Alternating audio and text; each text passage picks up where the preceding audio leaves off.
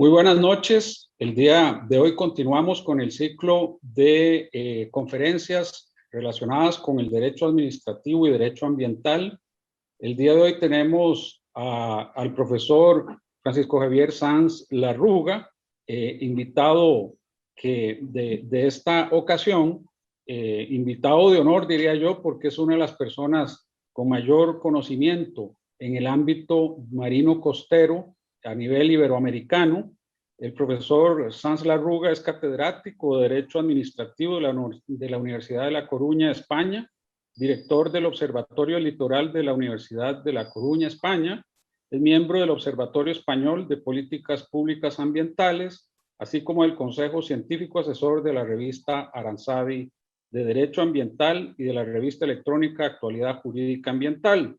También integra el Comité Científico del Centro de Excelencia Internacional Campus Domar, coordinado por la Universidad de Vigo de España, y autor de más de un centenar de publicaciones con una especial atención en el derecho ambiental. Así que, pues como hemos tratado siempre, tenemos una persona de amplísimo conocimiento que nos puede ilustrar en un tema que debería ser de mucho interés para nuestro país, para Costa Rica, pero también para Latinoamérica.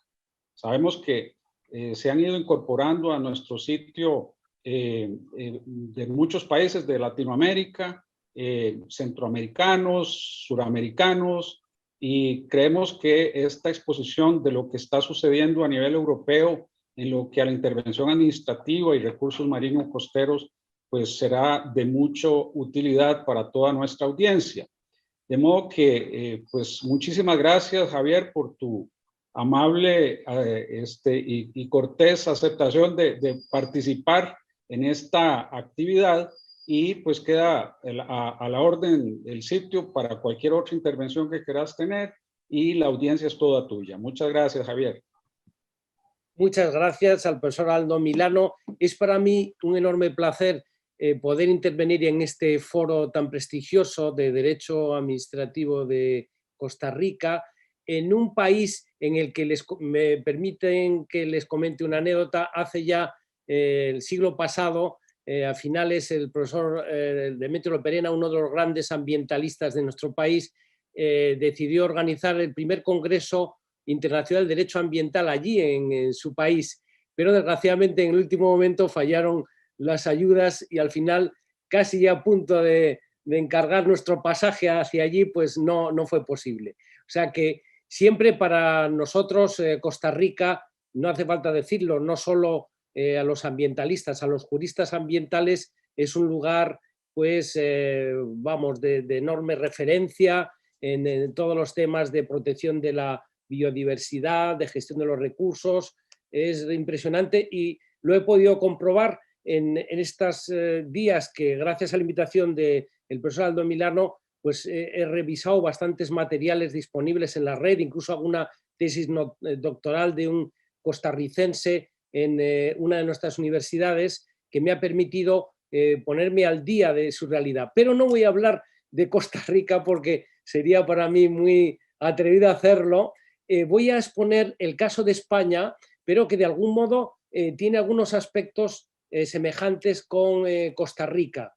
Hablar de Costa Rica, indudablemente, es hablar de la costa, es fundamental. Vamos, el nombre, no quiero profundizar en el origen del nombre de su bello país, pero la costa y la zona marítimo-terrestre es un lugar privilegiado, como lo es también en el caso de España. Inicio esta presentación con una portada un poco llamativa. Lo que ven ahí no es un Manhattan español, es Benidorm, uno de nuestros lugares de turismo con más densidad en el Mediterráneo español, que supone un ejemplo para muchos de desarrollo turístico español, para otros un modelo a no seguir, porque es un modelo de un exceso, ¿no?, de concentración, de turismo de masas, de sol y playa, que lo que permite muchas veces es degradar el entorno con ruidos, vertidos, gestión de residuos, complica mucho las cosas. También quiero aprovechar la circunstancia, estamos en plena crisis sanitaria del COVID y saben ustedes yo creo que también lo están experimentando, el turismo español, que constituye el 12% de nuestro PIB, pues prácticamente se ha paralizado. Y en este momento se está valorando nuevas alternativas en el turismo, en nuestro turismo, que es un sector económico muy relevante, pero ahora está parado y se está pensando qué alternativas puede haber. Y yo creo que es el momento, ¿no?, para optar por esas alternativas. Los expertos en políticas turísticas inciden mucho en los estudios que yo he leído acerca de la sostenibilidad ambiental del turismo. Y yo creo que nuestros países, tanto España como Costa Rica, tiene ahí un futuro muy prometedor si sabemos realmente orientar nuestro turismo. Mi presentación de hoy es un poco ambiciosa y voy a cumplir el tiempo que se me ha dado, que es más o menos de 45 minutos, y les voy a ofrecer un poco la foto fija de cómo es la ordenación, la intervención pública sobre el litoral, entendiendo por litoral tanto la parte acuática, los recursos marinos, como la parte terrestre más cercana al mar. Se puede decir que en el caso de Costa Rica, pues casi todo el país, pequeñito pero valiosísimo, preciosísimo país, es casi todo costa, ¿no?, el Caribe y el Pacífico. Y España también, España es una península y tiene islas también. Se puede afirmar que muchos de sus territorios más turísticos son todo costa, son todo litoral. Vamos a ver unos pequeños datos de España, vamos a ver cómo se gestiona en nuestro país desde el punto de vista jurídico el litoral, y verán que hay muchas similitudes con el caso de Costa Rica, porque somos herederos de un derecho romano que ha establecido unas pautas para nuestros bienes comunes. Hablaremos también de la gobernanza del litoral, que es una nueva línea de trabajo de políticas y normas que, por supuesto, ponen en valor el medio ambiente litoral y su cuidado, y es un tema no fácilmente asequible porque requiere recursos, requiere conocimiento y requiere políticas en concreto. Veremos también cuáles en este momento en Europa las líneas de trabajo, las políticas que tienen que ver con el mar, en lo que es la economía azul, y qué líneas jurídicas se proyectan sobre esa nueva política, que en definitiva es una política ambiental, pero también una política marítima que llamamos integrada. Y finalmente les ofreceré algunas pequeñas conclusiones y recomendaciones que, a mi modo de ver, deben orientar esas políticas. En el caso de España, el origen de nuestro derecho, y yo creo que el de ustedes, si no me equivoco, es similar. Procedemos nuestras instituciones del derecho romano y indudablemente son comunes todos esos bienes como el mar, las orillas, todos son bienes comunes que por tanto se convertirán ya en nuestra época contemporánea en bienes de dominio público, bienes de protección pública. Esto pasa a nuestro derecho propio, pero es recepción del derecho romano, y aquí, por ejemplo, tienen de las partidas de Alfonso X esa referencia que la ribera, lo equivalente a lo que llamamos costa, no se puede, es comunal, no puede privatizarse. Y indudablemente en aquella época, en la Edad Media o en la Edad Moderna, en la costa no era un lugar tan atractivo como en estos momentos, pero quedaba claro que eran unos bienes comunes que no podían ser apropiados. Esta es la configuración de nuestro país. Como conocerán, es una península, es un país descentralizado, tiene también islas, Canarias al sur, y también cerca en el Mediterráneo, las Islas Baleares, que tienen un potencial turístico enorme, y que nuestro país se estructura jurídicamente en comunidades autónomas. Son los colores que ven ahí en diferentes tonalidades. Por ejemplo, la zona en que yo vivo es Galicia, el noroeste español, que es una zona con 1.700 kilómetros de costa, una de las comunidades autónomas con más costa, equivalente a sus 1.300 kilómetros. Bueno, pues por tamaño, nuestra litoral tiene una semejanza equivalente. Y también tienen aquí un poco nuestras demarcaciones marinas, donde están fijadas los territorios marinos que dependen de los poderes del gobierno español, y proceden lógicamente de de esa configuración del Convenio de Naciones Unidas del Derecho del Mar.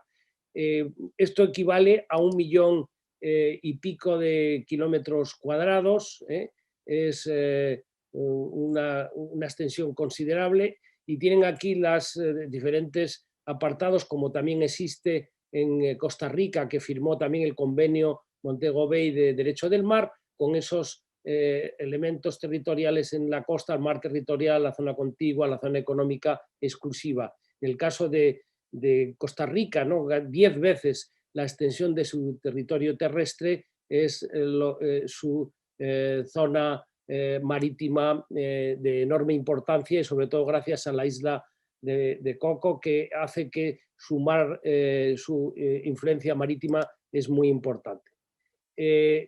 Como nuestro territorio, nuestra costa está repartida en comunidades autónomas, son aquí un poco las extensiones, la importancia que tiene el litoral, pero sobre todo a efectos turísticos, como es uno de los grandes patrimonios económicos de nuestro litoral es el turismo, y sobre todo el Mediterráneo y las islas Baleares en el Mediterráneo, las islas Canarias al sur en el Atlántico, nuestro potencial más importante, por sus condiciones climáticas, a diferencia del norte, que tienen menor atractivo por ser un clima menos benigno, aunque también con el cambio climático se va convirtiendo en un clima más agradable.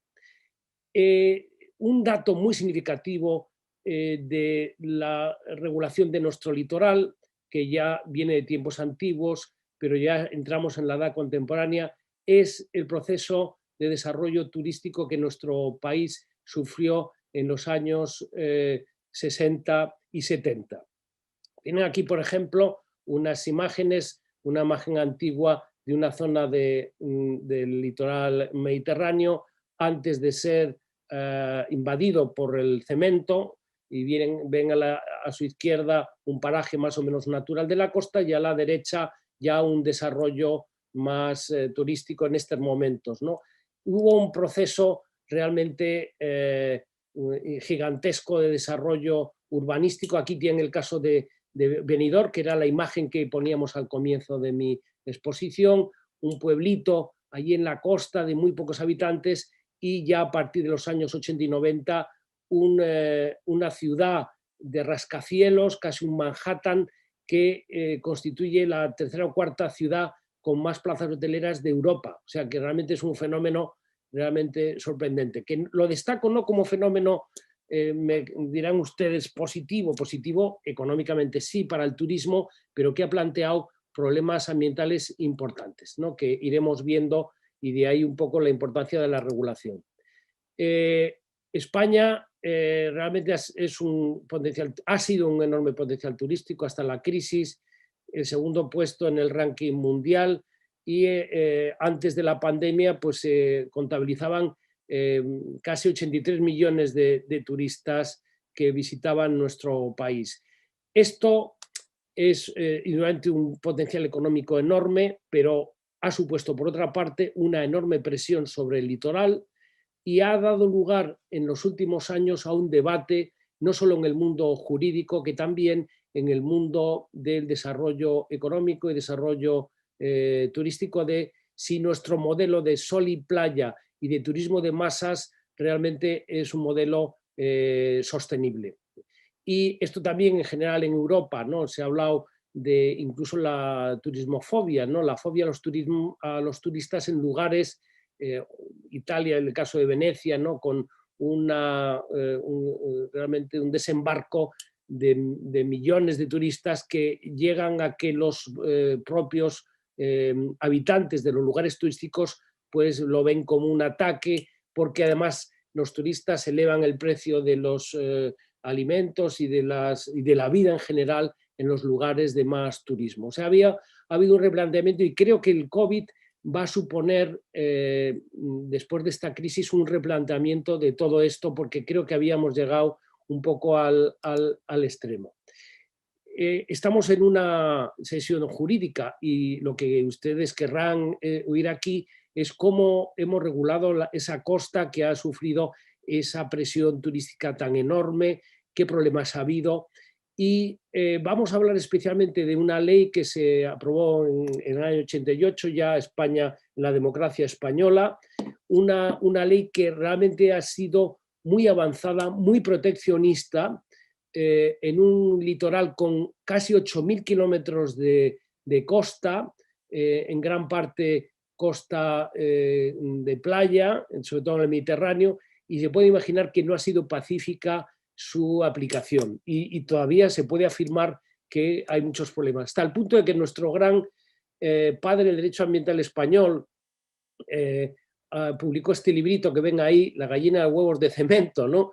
No los huevos de oro, era el gran negocio, pero de cemento, que suponía un impacto sobre el litoral. Y aquí tienen un humorista, el Roto, uno de nuestros mejores humoristas, que afirma: qué horror, cómo está la costra, no la costa, sino la costra de esa realmente línea de cemento que constituye muchas de nuestras litoral, sobre todo mediterráneo. Nuestra ley de costas, nuestra Constitución, en primer lugar, fija claramente que son bienes de dominio público y, por tanto, públicos, una serie de elementos de lo que llamamos en España el dominio público marítimo terrestre, como es la zona marítimo terrestre, que es diferente a la de ustedes, la ley del 77.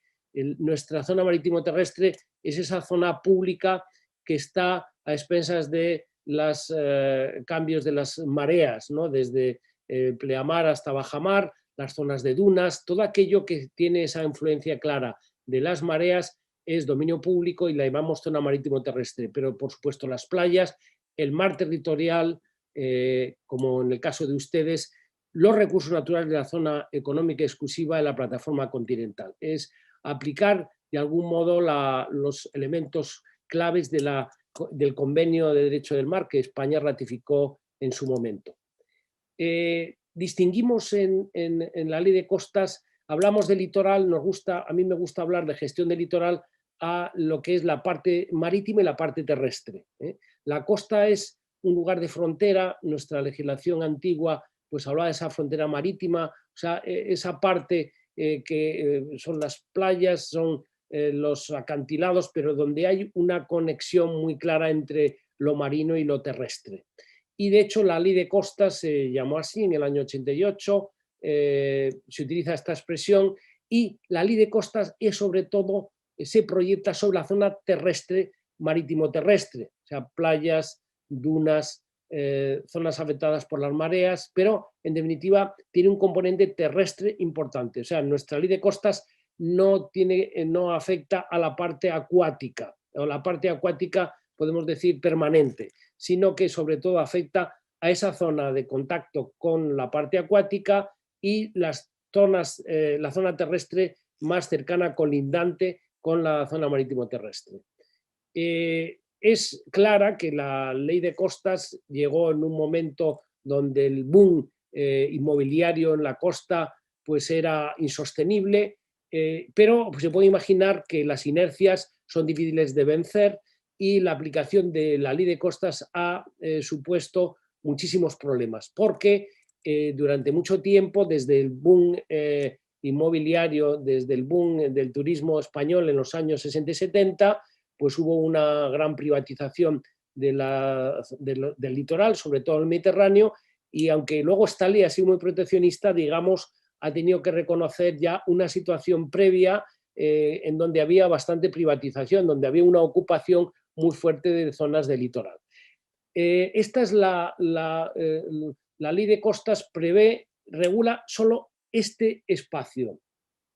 El espacio que ven que se divide por un lado, este es, digamos, una imagen, podría ser del Mediterráneo. El norte de España sería un poco más agreste, más acantilado, pero esto sería típica zona del litoral español mediterráneo, donde hay una parte de dominio público, que es, aquí vemos la playa, hasta donde llegaría las mareas máximas, y a partir de esa línea de lo que llamamos Ribera del Mar en nuestro país, empieza el dominio privado. A diferencia de ustedes, ¿no?, que son hasta, si no me equivoco, hasta los 200 metros ya en tierra, que eso es bien público, restringido o bien público. Pues en el caso de España, es público hasta la ribera del mar, hasta donde llegan las máximas mareas posibles, y a partir de ahí es privado, pero con unas servidumbres. Servidumbres que son restricciones de lo que se puede hacer y lo que no se puede hacer. Hay una zona de tránsito para permitir el paso, ¿no?, a los lugares de la costa, de las playas, y también para salvamento marítimo. Hay una zona de protección de 100 metros, ampliable hasta 200, donde hay muchas restricciones. No se puede construir lo que se quiera, tiene que haber reconocimiento de accesos, de tráfico, o sea, la ley establece una serie de limitaciones. Incluso hasta 500 metros, la normativa de la ley de costas prevé una serie de condicionamientos que tiene que haber en esa zona litoral. Pero estamos hablando de propiedad privada y es a partir de 1988 cuando esto rige, pero la ley tiene un aspecto transitorio muy importante. En las transitorias de la ley hay un reconocimiento de que todo lo que está en esa zona que les he comentado, de los 500 metros, que va en contra de la ley de costas, se reconocen unos derechos, podríamos decir, adquiridos, aunque transitorios. Una especie de... esto entraríamos en un tema muy complejo porque la ley del 88, digamos, está en contra de lo que se había adquirido hasta ese momento, y se habló de la necesidad de expropiar, ¿no?, los terrenos que habían ocupado esa zona, y se vio que era inasumible, hubiera sido un costo para el Estado, y entonces se convirtió en unas concesiones por 60 años, ¿no?, de casas que había en estas zonas donde ahora no se puede construir, pero que ahí estaban. En fin, es una cuestión que ha dado lugar a miles de pleitos. Ha sido muy importante, por otra parte, delimitar hasta dónde llegaba el dominio público marítimo terrestre, y por eso la figura del deslinde, o sea, la potestad administrativa para fijar hasta dónde llega la propiedad pública, ha sido un tema enormemente importante. Esto es desde la perspectiva, aquí vemos un poco ya el límite de la ribera del mar, ahí vemos hasta dónde llega el pleamar, la bajamar, eso es, hasta llega la zona marítimo terrestre, pero todo lo que es vinculado con la zona marítima, como son las dunas, como son las marismas, ¿no?, los humedales costeros, eso también se considera que está en la ribera del mar y por tanto es zona pública. Y desde esa línea hacia adentro tenemos ya lo que es propiedad privada con esas limitaciones. Y aquí adelanto que es muy importante, a partir de lo que es el dominio privado, es muy relevante en España la intervención de las potestades urbanísticas, lo que ustedes llaman, si no me equivoco, la ordenación territorial. Es muy relevante. Y ya adelanto que en la clave de la ordenación del litoral, sobre todo, está las potestades urbanísticas, digamos, esos poderes que pertenecen en España a las comunidades autónomas, pero que también las municipalidades son muy protagonistas de los planes urbanísticos que deben de respetar esas zonas. Adelanto porque dentro de la protección del litoral el urbanismo es muy relevante. Por supuesto, en la zona pública hay la intervención especialmente del Estado, aunque ha habido últimamente, con la descentralización que hay en España, una descentralización muy grande en algunas comunidades autónomas. Por ejemplo, Cataluña acaba de aprobar su ley de ordenación del litoral y prácticamente tiene la mayor parte de las competencias importantes, incluso en la zona pública, pero me voy a limitar un poco a la ley y las competencias estatales. Pero les he dicho la importancia de la ordenación territorial, la ordenación urbanística. Competencias que tiene el Estado, aparte de delimitar hasta dónde llega el dominio público, la política del deslinde, toda la gestión del dominio público, esa zona de dominio público que es controlada, vigilada por el Estado a través del Ministerio de Medio Ambiente, hoy llamado Ministerio de Transición Ecológica, todo lo que son obras públicas de interés general que se dan en puertos de interés general, son competencias que afectan o que son competencia del Estado. Pero las comunidades autónomas, como les he dicho, estamos en un país descentralizado y son bastante importantes. Por ejemplo, para puertos que no son de interés general, sobre todo puertos deportivos, ¿no? es competencia de las comunidades autónomas. La ordenación urbanística del litoral, incluso la ordenación del litoral es una competencia muy importante, es lo que les decía antes, en la parte privada está a manos de la comunidad autónoma su ordenación.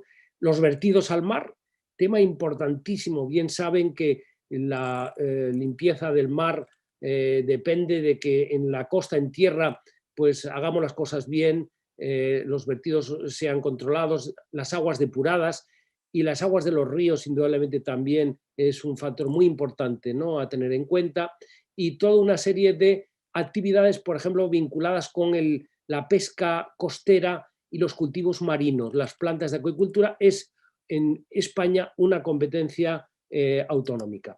En cuanto a las municipalidades, tienen sus competencias, pero son menores. Digamos que en España, a diferencia de Costa Rica, donde los municipios creo que tienen bastantes competencias junto con el Estado, en España las competencias municipales sobre todo afectan a los planes de urbanismo, que son muy relevantes, tutelados, eso sí, por las comunidades autónomas, todo lo que se refiere a la limpieza, higiene y seguridad de las playas o la vigilancia, el salvamento y socorrismo. Son competencias propias de las comunidades autónomas. En el año 2013, la ley de costas, nuestra ley de costas, fue reformada.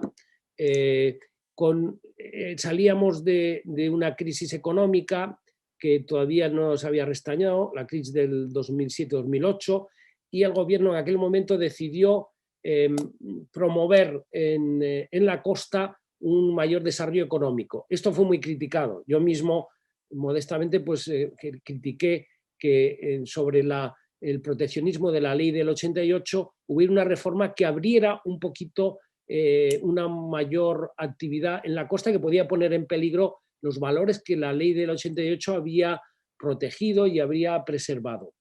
Hubo una reforma con la idea, ya digo, de promover un mayor desarrollo económico. Bien, es verdad que trajo también cosas interesantes, como por ejemplo regular los efectos del cambio climático sobre nuestras costas, ¿no? En el caso de la regulación de los terrenos en regresión, que con motivo de la erosión costera que tiene en el origen o tendrá, ¿no?, el cambio climático, pues también qué va a pasar, ¿no?, con esos terrenos que sean erosionados o afectados por el cambio climático. Fue una reforma muy discutida. Felizmente yo creo que el desarrollo urbanístico de la costa no ha sido muy grande, o sea que en el año 2008 acabó un poco un boom inmobiliario en España, que afectó negativamente, presionó mucho en la costa, pero después de la crisis, digamos, el sector inmobiliario no ha tenido un desarrollo tan grande como lo tuvo con anterioridad. Y por tanto, los efectos que hubieran sido negativos de esta ley no fueron para tanto, ¿no? Pero ha sido discutido y sigue siendo discutida la reforma que les comento. Tenemos, a modo de ejemplo, ¿no?, en el desarrollismo turístico de nuestra costa, algunos ejemplos significativos. Aquí tienen el caso de un hotel en Algarrobico, en el Mediterráneo, en concreto en la provincia de Almería, en Andalucía, que fue construido en la zona marítimo terrestre donde no se podía construir, pero porque el ayuntamiento concedió la licencia, porque las autoridades autonómicas no reaccionaron rápidamente. El caso es que se hizo este enorme hotel con 400 plazas que nunca pudo abrirse porque se vio claramente que todo era ilegal, ¿no? La licencia del ayuntamiento, la falta de control de las autoridades autonómicas y estatales, y sigue ahí este hotel, y derribarlo pues cuesta un montón de millones de euros, ¿no?, que todavía las autoridades, y menos ahora con nuestra crisis económica, no parece que vaya a ser. Es una especie de símbolo, ¿no?, de lo que no debe hacerse, del turismo no sostenible, pero que también una prueba de que si las autoridades no reaccionan, si se produce inactividad administrativa, lo que a veces se hace es muy difícil revertirlo. Por tanto, es muy importante, y estamos hablando de derecho ambiental, la importancia de la prevención, evitar que todo esto se vaya adelante. Lecciones que hemos aprendido en estos años, ¿no?, desde la ley de costas. Muy importante la delimitación de la zona marítima, la delimitación en el litoral de la zona pública, la zona privada. Eso ha costado muchos años, se puede afirmar que ya tenemos clara el deslinde, que hay todavía conflictos, pero primero saber hasta dónde llega lo privado, dónde llega lo público, es importante. También es muy relevante tener claro el reparto de competencias, la asignación de competencias, porque tenemos en España las competencias del Estado, las comunidades autónomas, los entes locales, y a veces ha habido una descoordinación entre ellas, y esto es muy importante, que haya una buena coordinación. Por supuesto, hemos tenido claro que proteger nuestros ecosistemas marítimos costeros, pues de ello dependen muchas cosas, incluso el éxito de un turismo de calidad, y no lo contrario, un turismo de masas que degrada el litoral y que al final pasa factura. Por tanto, y como clave de todo esto es el principio de prevención, que es clave para evitar problemas irreversibles como el caso del algarróbico. En estos momentos estamos desde hace unos años, y al hilo de la actuación de la Unión Europea, en lo que llamamos la gobernanza del litoral. Me consta que en Costa Rica, y desde hace poco tiempo, el gobierno del país se ha tomado muy en serio esa gobernanza. Incluso hay instituciones dentro del Estado que están promoviendo, a partir de la estrategia que se aprobó en Costa Rica en 2008, una verdadera gobernanza, lo que a mí me gusta llamar una gestión integrada del litoral. Porque, y esto es un estudio de nuestro geógrafo más relevante en la gestión integrada, que es muy conocido en toda Latinoamérica, e incluso con estudios, ha tenido alumnos costarricenses que han estudiado bajo su punto de vista el litoral.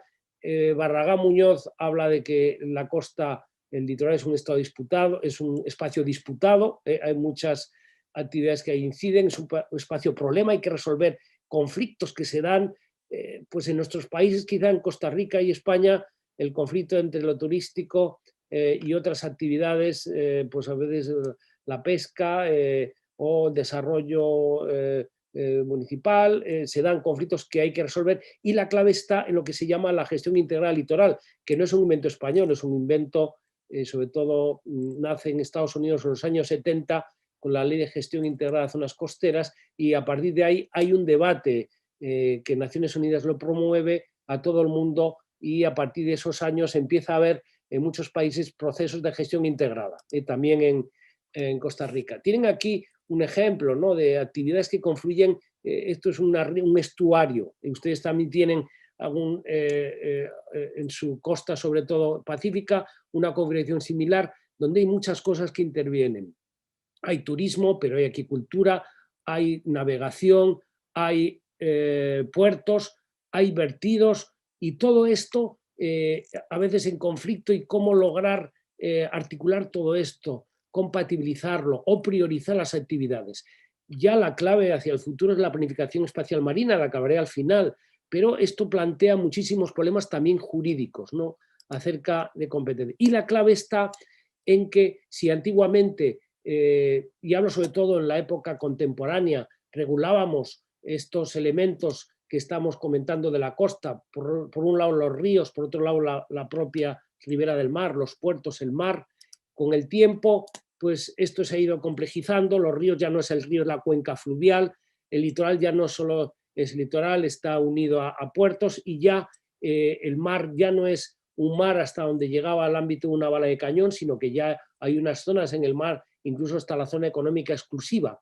Y la clave de todo esto es lograr esto, lograr que todo esto lo gestionemos de forma integrada, sepamos que del río vienen muchos vertidos que pueden afectar a la zona marítima, que los puertos suponen un impacto sobre la costa que hay que prever, que ya tenemos los efectos del cambio climático, que en las zonas marítimas hay zonas de enorme interés, como son las áreas marinas protegidas que aparecen ahí en azul, y todo eso con masas de agua que están interconectadas, con ecosistemas que tienen su lógica natural que no podemos pervertir, y todo esto, lógicamente, supone una complejidad enorme. Y aplicar las técnicas jurídicas sobre esto, que lo saben ustedes también, es muy complejo. Bien, eso supone gobernanza, supone transparencia, participación, coherencia en las políticas, coordinación de las administraciones y respetar la continuidad de los ecosistemas, ¿no?, o la integración ambiental. Bien, todo esto que no podemos ahora darle más interés. Todo supone, al final, jurídicamente, técnicas de ordenación, técnicas de planificación. Tiene que haber planes que realmente permitan que todo eso funcione de forma coordinada, y la gestión del día a día, que en el día a día esa ordenación, esa planificación funcione. Y esto se concreta en planes urbanísticos, en planes de ordenación literal, en planes espaciales marinos, y en la gestión, el control, la vigilancia. Es todo un mundo, ¿no?, de actividades que tienen que funcionar adecuadamente. Y esto es muy complicado, ¿eh? Yo les hablo del caso de España. Por supuesto que España no es un ejemplo de una gestión maravillosa de la costa. Tenemos muchos problemas, pero esos problemas nos han permitido reflexionar sobre esto, buscar alternativas, y se han hecho como se ha podido. Nuestro amigo Stephen Olsen, ya jubilado, que tuvimos la suerte, es el gran experto, yo creo, reconocido experto mundial en gestión integrada, que tuvimos la suerte de tenerlo aquí en varias cosas que organizamos, siempre señalaba que para hacer una buena gestión teníamos que tener en cuenta no solo lo que hace el gobierno, y ahí estaría el derecho administrativo, sino la sociedad civil, que depende de todo eso, y el mercado, la economía. En definitiva, la gestión integrada tiene que ver con la sostenibilidad completa de nuestros recursos, pero social, pero económica. En España, como en Costa Rica, ha influido los convenios internacionales, y aquí tenemos, dentro del convenio de Naciones Unidas, el convenio de Barcelona, que afecta al Mediterráneo, que en los principios de nuestro siglo se creó un protocolo de gestión integrada, de esto que estamos hablando, ya con vigencia en el Mediterráneo, que ha tenido su importancia. Y en la Unión Europea, la Unión Europea ha sufrido un desarrollo más que curioso. Ha sido por culpa o gracias a las crisis que hemos tenido de los accidentes de petroleros, Erika y Prestige en concreto en las aguas de Galicia, que se ha puesto en marcha lo que se llama la política marítima integrada, que ahora tiene una enorme importancia y que afecta a todo esto que estamos viendo. Pero al comienzo del siglo, un poquito antes de que naciera esa política, ya hubo un intento de regular, que no fue posible, y se quedó una recomendación, la gestión integrada en el litoral de Europa. Esto era complicado, gestionar el litoral, porque ahí hay mucha soberanía, hay propiedades, pero se quedó en una recomendación animando a que los Estados miembros gestionaran bien su litoral, con una serie de principios, con una serie de actividades que habría que regular, bien, y que no podemos entrar ahora por razones de tiempo. En el caso de España, esta recomendación se intentó aplicar y el Estado no logró, digamos, aplicar plenamente esta gestión integrada. La ley de costas no contemplaba el paradigma de gestión integrada, lo intentó, y digamos que la gestión integrada en España, por la distribución territorial de poder, está en las comunidades autónomas. Y aquí ven en estos cuadros las diferentes comunidades autónomas litorales, y cada una con su plan de ordenación del litoral. Esos planes de ordenación territorial, que son importantes, que afectan sobre todo a la zona terrestre, no afectan a la zona marítima, que sería más bien del Estado, salvo algunas competencias autonómicas, les decía, pesca costera o acuicultura, pero sobre todo la gestión integrada en España está en manos, y se ha desarrollado con planes muy relevantes en manos de las comunidades autónomas. Lecciones de estos años, ¿no? La importancia de la gestión integrada, que tiene que ajustarse a cada realidad. No es lo mismo en España el Mediterráneo que el Cantábrico, y yo creo que la escala es muy importante aquí. Yo viendo su mapa de Costa Rica, ¿no?, pues que ustedes ya distinguen entre el Pacífico Norte, el Pacífico Centro, el Pacífico Sur, el Caribe. Cada zona tiene su configuración y hay que ajustar la gestión integrada a ello, y que la gobernanza debe aplicarse, supone mucha participación, mucho conocimiento, mucho conversatorio, ¿no?, con las stakeholders que viven de ello. En ese balance mercado, gobierno, sociedad, que debe de articularse adecuadamente, ¿no? Y el enfoque ecosistémico, porque al final estamos trabajando con un patrimonio natural que, si no se cuida, si no cuidamos nuestro patrimonio natural, el resto pues falla, y por tanto es un aspecto muy importante. ¿Cuáles son ahora las tareas que tiene Europa y también España en esa política marítima integrada que comenzó en los años, en este siglo, y que ha tenido una serie de normas muy relevantes que es imposible ahora analizar plenamente? Pero ven ahí algunas directivas muy importantes como la gestión del agua, que la gestión del agua tiene que ver con los ríos, pero también con las aguas costeras y en transición, las aguas de las rías. Por eso es una directiva de aguas, pero que tiene mucho que ver con el litoral. Esa recomendación que hemos visto, la gestión de inundaciones, que tiene que ver con la incidencia que el cambio climático va teniendo sobre la gestión del litoral, y una directiva muy importante sobre la gestión, sobre el buen estado del medio ambiente de las aguas, que es la estrategia marina aprobada en el 2008. Y el último grito en la regulación de la gestión del litoral es esta directiva que ven abajo de 2014 sobre ordenación del espacio marino. O sea, establecer planificación no en tierra, sino en las zonas marítimas, una planificación de actividades. Es el último grito que les comentaba. Y todo esto dentro de lo que se llama en la Unión Europea, y no solo en el pesca, o las aguas, cómo gestionar las aguas teniendo en cuenta su repercusión sobre las zonas marítimas. Esto es una tarea muy pendiente en España. O la protección de nuestros espacios naturales protegidos en la costa, que ya hay espacios que son meramente marinos o espacios marítimo terrestres. La existencia de esas reservas, de esos lugares maravillosos, ¿no?, de manejo costero, que son muy relevantes y en España se han venido protegiendo, y también con la idea de su conectividad, lo que se llama hoy la infraestructura azul, la conectividad de todos esos espacios.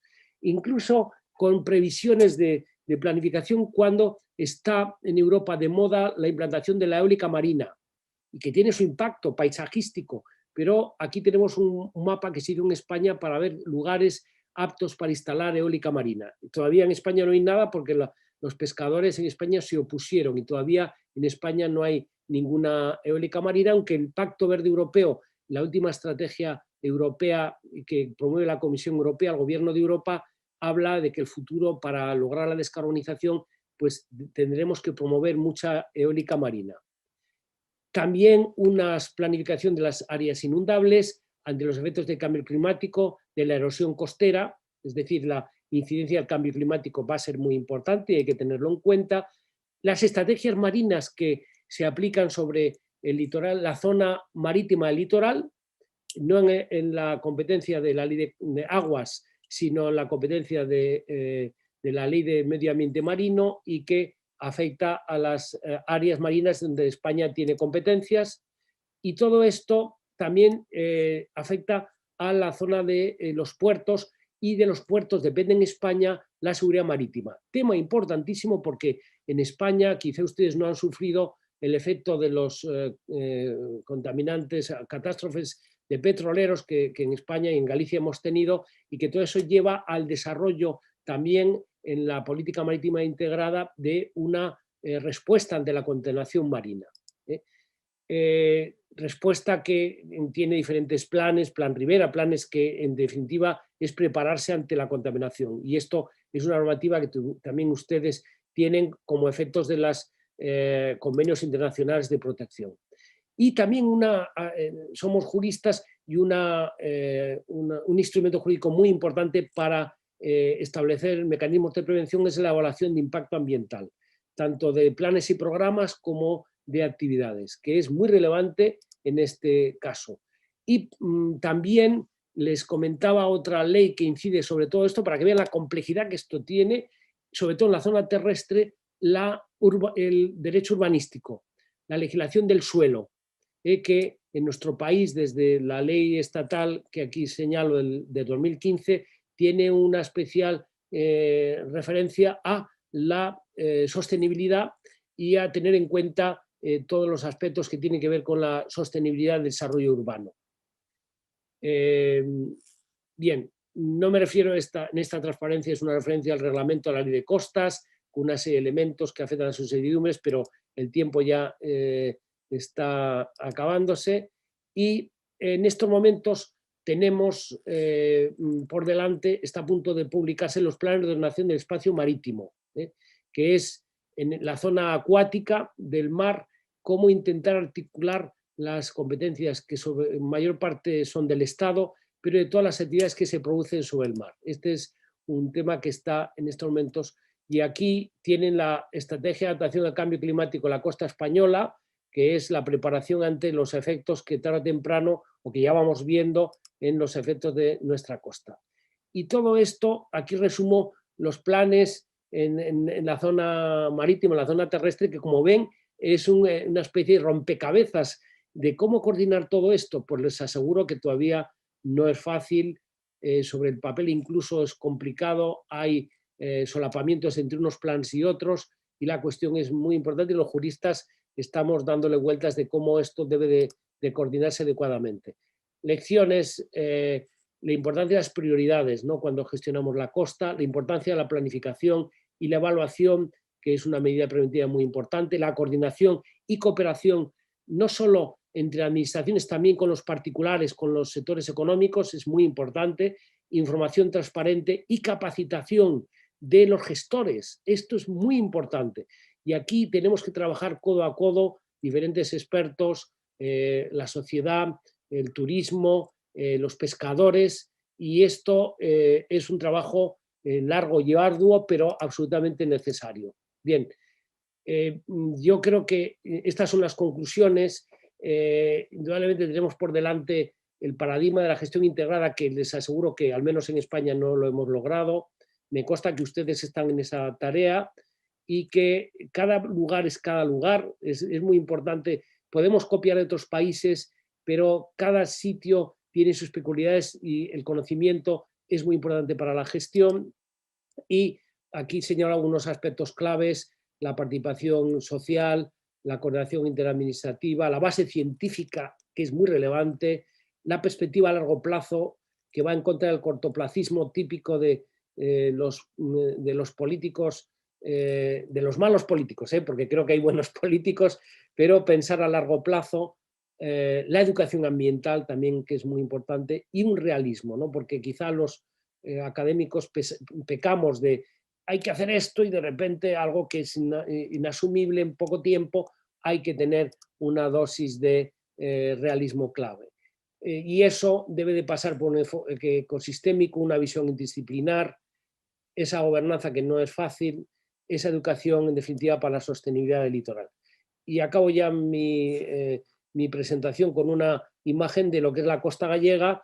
Es una costa bastante accidentada, pero que tiene enorme atractivo y un gran productividad ecológica, y que espero que en algún momento ustedes puedan poder visitarla, pero sabiendo que vendrán de un país con un litoral maravilloso.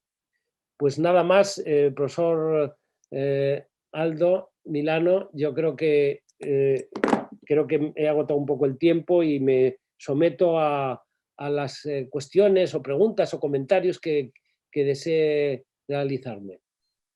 Muchas gracias, Javier. Realmente pues la idea de esta conferencia era precisamente pues lograr que nos expusieras las distintas formas en que el Estado en España, sus distintos niveles que tienen ustedes, la misma Unión Europea, pues interviene en los aspectos marino-costeros. Como has de saber, nuestro país tiene de su superficie un 91.4% es una superficie marina.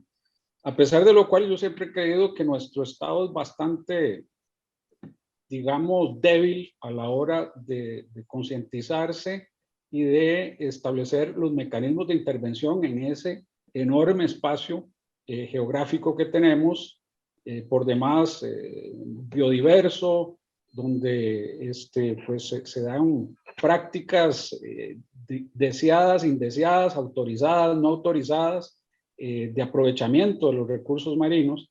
Y me ha llamado mucho la atención esto que planteas de los planes de ordenación de precisamente los espacios marinos, que es una tendencia que por lo que te entendí, pues es propiciada por la Unión Europea y los distintos países empiezan a trabajar en ello.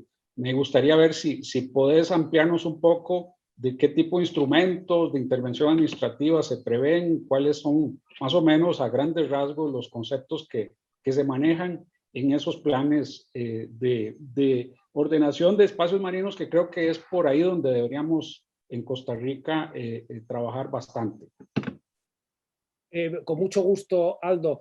Te comento que Costa Rica, por lo que me consta, está trabajando también en esta idea, porque he podido comprobar algún material de talleres que se han celebrado allí.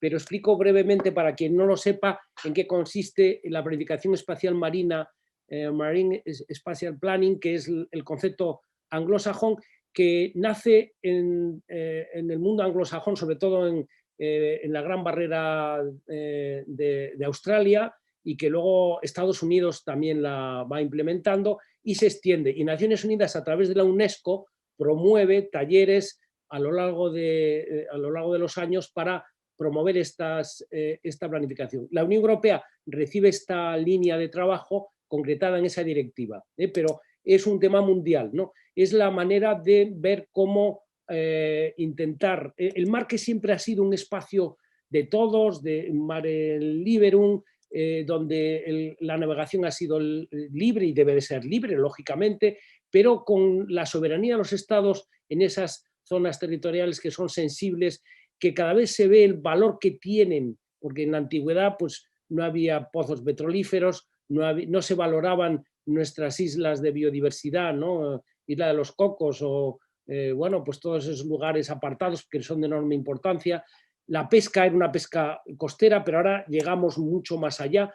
Esa puesta en valor ha dado lugar a que de repente aparecen conflictos. Por ejemplo, en España, en relación con las Islas Canarias, hubo prospecciones petrolíferas que levantaron la oposición de la Comunidad Autónoma de Canarias, porque se veía un posible peligro, ¿no? Ante, como ocurrió con el Deep Horizon en Estados Unidos, ¿no? Que de repente explotó una plataforma petrolera y contaminó toda la costa del sur americana. Entonces esto llevó a que había que abordar una ordenación de esas actividades. Primero, saber qué actividades se desarrollan en la zona marítima, hasta donde los estados tienen soberanía, o sea, en teoría hasta la zona económica exclusiva, ver qué actividades hay. Hay muchas cosas, hay corredores marítimos, hay espacios naturales protegidos, hay pesca, hay actividades turísticas, hay muchísimas cosas, ¿no? Entonces, ver si no hay conflicto entre ellas no pasa nada, pero se trata de cuando hay conflictos donde pueda haber, piensen por ejemplo en el caso de Europa, en el Canal de la Mancha, o en los países del norte de Europa, donde hay una confluencia de actividades enormes, hay un paso de buques de enorme tráfico. Todo eso se trata de intentar conocer qué actividades hay, intentar evitar que entre ellas no haya conflictos, ¿no? De que los buques no pasen por áreas marinas protegidas, de que la pesca se pueda realizar sin problema de que hay un tráfico marítimo indeseable, o que no se haga pesca en lugares reservados, ¿no? Por interés ecológico.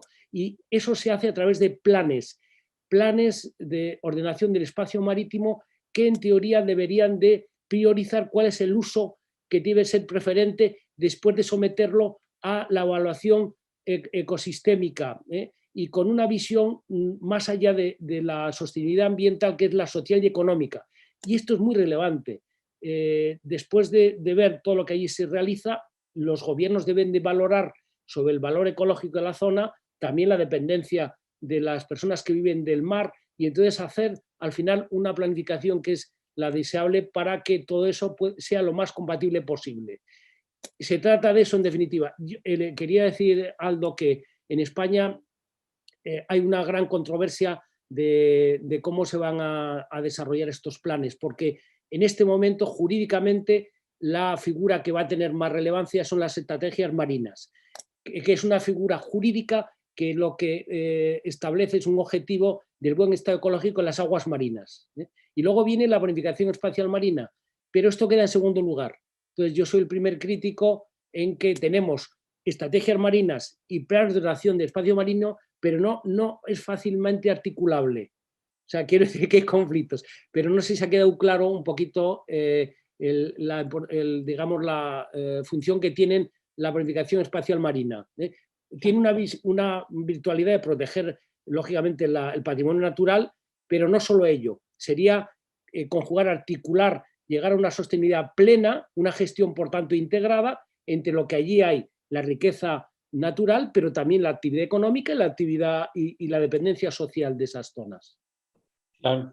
Sí, bueno, te comento un caso interesante en nuestro país que conozco hace ya bastante, un par de décadas, que es una zona de un refugio de vida silvestre ostional en la zona del Pacífico Norte, donde precisamente se ha dado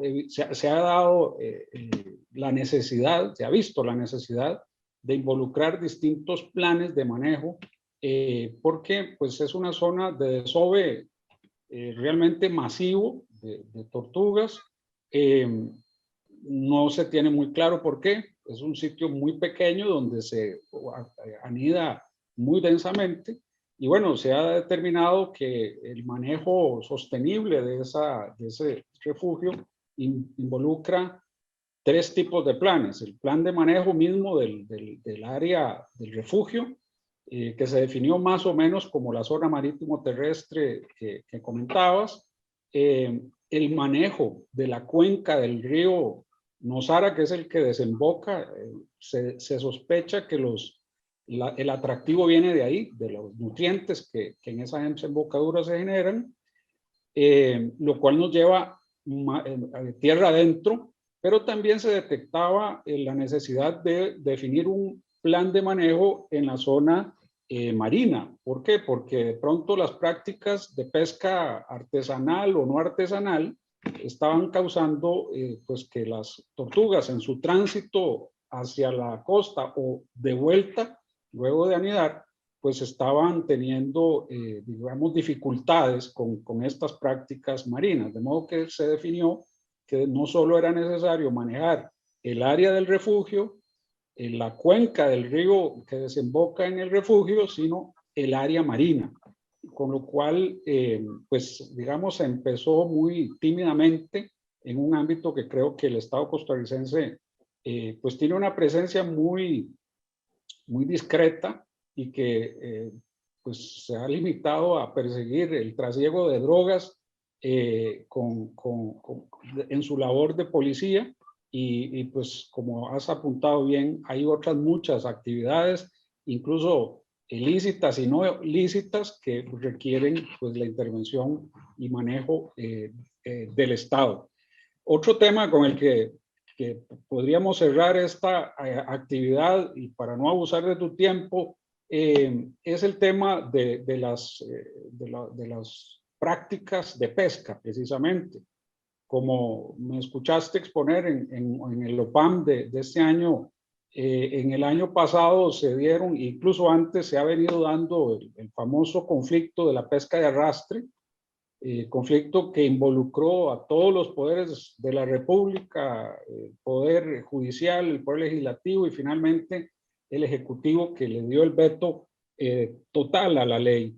Me gustaría, pues no sé si puedes ilustrarnos un poco de las prácticas y los criterios que se han seguido en cuanto a pesca sostenible en el medio español y europeo, específicamente por ese debate que creo sigue abierto en nuestro medio con relación a las técnicas, la pesca de arrastre y demás, que pues detrás hay un trasfondo social también, ¿verdad? Porque dependiendo de cómo se definan las técnicas admitidas por el ordenamiento jurídico, pues también habrá más acceso o menos acceso de un sector de la población artesanal, ¿verdad? Entonces, me gustaría que nos ilustres un poco en ese tema con base en la experiencia española y europea. Encantado, Aldo. Es un tema especialmente querido. Adelanto que colaboro muy estrechamente con una fundación que aquí en Galicia de promoción de la pesca artesanal y que ha tenido mucho impacto mundialmente, ¿no? Incluso en la agenda de Johannesburgo, pudo introducir en la agenda de acción una referencia a la pesca artesanal. Pero por encima de esto, decir que la pesca en Europa es una política pesquera común, o sea, que depende, digamos, poder decir, del centro de Europa. Todos los países acuerdan que sea la Unión Europea, Bruselas, la que establezca medidas. Y en relación con la sostenibilidad, tiene un reglamento muy estricto, reformado, el vigente es de 2019, sobre prácticas de pesca, y donde, curiosamente, acaba de, la semana pasada, publicarse una sentencia del Tribunal de Luxemburgo en la que prohíbe, en la que reconoce que la prohibición de ese reglamento del arrastre con redes eléctricas que el gobierno de Holanda, de Países Bajos, había promovido, que no se podía seguir utilizando. Y había duda incluso técnica de si era más sostenible o no, pero al final el tribunal ha dicho que en base a los estudios técnicos no está comprobado que no sea perjudicial para el medio ambiente. Digamos, aplicando el principio de precaución, no sabemos todavía, pero en todo caso no está demostrado que es inocuo esa práctica. En el caso de España he encontrado una sentencia del año pasado muy reciente, y es una sentencia que prohíbe a unas cofradías de pescadores en Baleares el utilizar la pesca de arrastre en una zona que conecta las islas de Mallorca y Menorca. Es una especie de cañón, o sea, en una zona no muy profunda, y ahí arrastreros estaban pescando desde hace tiempo. Como es una zona protegida por la Red de Espacios Naturales Protegidos de Europa, el tribunal ha decidido que prevalece que haya que proteger ese espacio, y por tanto en esas zonas protegidas no se puede utilizar la pesca a arrastre. Pero después de esta experiencia rápida que comento del caso de España, he leído la polémica que ha habido en Costa Rica, y puedo dar mi opinión, si me permitís, aún no conociendo plenamente todos los elementos. Por supuesto. Me ha parecido una solución muy adecuada, el veto, que creo que es el último paso que nos comentabas en la reunión del otro día del OPAM, el veto del presidente, sobre la base, yo creo, de un análisis, de unas razones que a mi modo de ver es un análisis de la sostenibilidad ambiental, social y económica. Todavía quizá sobre la base que no hay conocimiento científico suficiente. Yo creo que sería aplicar, aparece en el veto presidencial la referencia al pedido de precaución, pero a mi modo de ver sería una aplicación de este principio. O sea, todavía no hay conocimiento cierto científico de que ese arrastre que no perjudique, ¿no?, esa zona de pesca, de arrastre del camarón, y por tanto, y también la sostenibilidad social. Y aquí hay el conflicto que también se produce en Europa entre la pesca industrial y la pesca artesanal. Y aquí, permitirme, quizá no es una cuestión jurídica, mi prevalencia sobre la pesca artesanal, que yo creo que es una pesca en general la más sostenible, que mantiene a muchísima gente dependiente en la costa, y que hay que tener en cuenta esa sostenibilidad social. Indudablemente la pesca industrial en todo el mundo, esos grandes buques chinos que llegan incluso a nuestras aguas, también en América, pues son muy rentables, tienen una gran efectividad, pero yo creo que ponen de relieve lo que eso afecta a la sostenibilidad social, ¿no?, de tantas personas que viven en nuestra costa. Hay 100 millones de pescadores en el mundo que dependen de esa actividad, y es una actividad que realiza en general una pesca sostenible. Pero en definitiva, mi apreciación de lo que he leído, tanto de los consultas al Constitucional como del voto presidencial, yo lo comparto plenamente. Sí, claro. Igual yo, pues que me parece que era la medida más adecuada, porque realmente la decisión del legislador no fue nada feliz, me pareció más bien improvisada, en el sentido de que decía, incluso admitía el otorgamiento de licencias provisionales mientras se hacían los estudios, lo cual me parece que realmente pone, como decimos aquí, la carreta antes que los bueyes. Realmente creo que además había un gran riesgo de que ese estudio que se le atribuía a una entidad autónoma, que es el INCOPESCA, llevar a cabo con un elevadísimo costo, pues no había ninguna certeza, primero, de que se hiciera. Creo que empecemos por ahí, ¿verdad? Conocemos que una de las grandes patologías de nuestras administraciones es no hacer. Y luego, si se hace, ¿cómo se va a hacer? ¿Y cuándo se va a hacer? ¿Y qué pasa si el resultado luego dice pues, que no es posible hacer compatible la práctica con los objetivos de desarrollo sostenible, ¿verdad? Es decir, ya hemos desarrollado derechos adquiridos, hemos otorgado licencias y hemos causado eventualmente daños ambientales y sociales, y de pronto luego nos damos cuenta de que no debemos haberlo hecho, ¿verdad? Me parece que, como decía, están los bueyes, perdón, la carreta antes que los bueyes. En fin, me parece también, como bien decís, que pues, y es algo que yo admiro mucho en España, de que son las prácticas de acuacultura, que aquí empezamos hace algunas décadas, pero creo que deberíamos copiar mucho de ustedes, de sus experiencias, para esas, precisamente esas poblaciones que comentás, de la pesca artesanal, que también podrían combinarse con prácticas en todas nuestras costas, siguiendo ese modelo de acuacultura. Y bueno, me parece que ahí es donde precisamente los planes de ordenación de espacios marinos también tendrían un papel muy importante de poder distribuir esas riquezas marinas, esos recursos marinos entre una actividad que tampoco hay que prohibir, me parece a mí, como la de la pesca a nivel industrial, pero tampoco permitir sin ningún límite, y por otro lado, pues esa práctica de la pesca artesanal.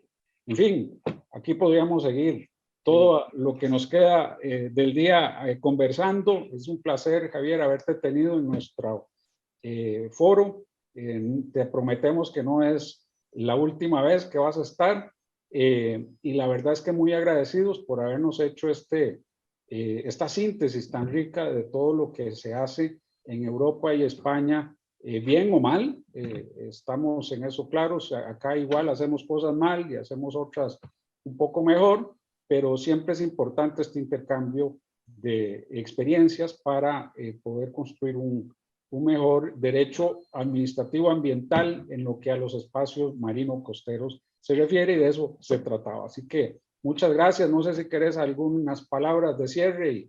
Pues sí, la verdad es que encantado, de verdad, que colaborar en eso, como habréis podido ver, pues es una pasión la que me puede, lo cual en la ciencia no es bueno dejarse, pero creo que también los ambientalistas somos apasionados. Yo llamo de la familia Ambientalista a la que Aldo pertenece, ¿no? Somos un poco apasionados, y ese elemento, ¿no?, de pasión también es importante para proteger algo que no es fácil y que requiere compromiso y que requiere, pero siempre dentro de gran respeto a las personas, a las actividades que se desarrollan, y en una visión, yo creo, integrada, de que hay gente que vive de eso, una economía que no se puede parar, y también un medio ambiente que al final, si no protegemos, pues pone en brete el resto de los bienes, ¿no? Con lo cual, con todo respeto, pero que encantado de haber podido colaborar a un granito de arena, aunque me consta que Costa Rica,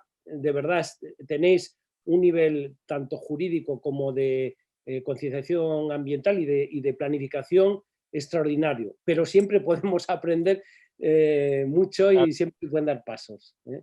Muchas gracias. Muchas gracias, Javier. Y bueno, con esto terminamos el día de hoy, y no terminamos con el ciclo continuará. Así que muchas gracias a toda la audiencia, y de nuevo a nuestro expositor, muchas gracias por su valiosa participación.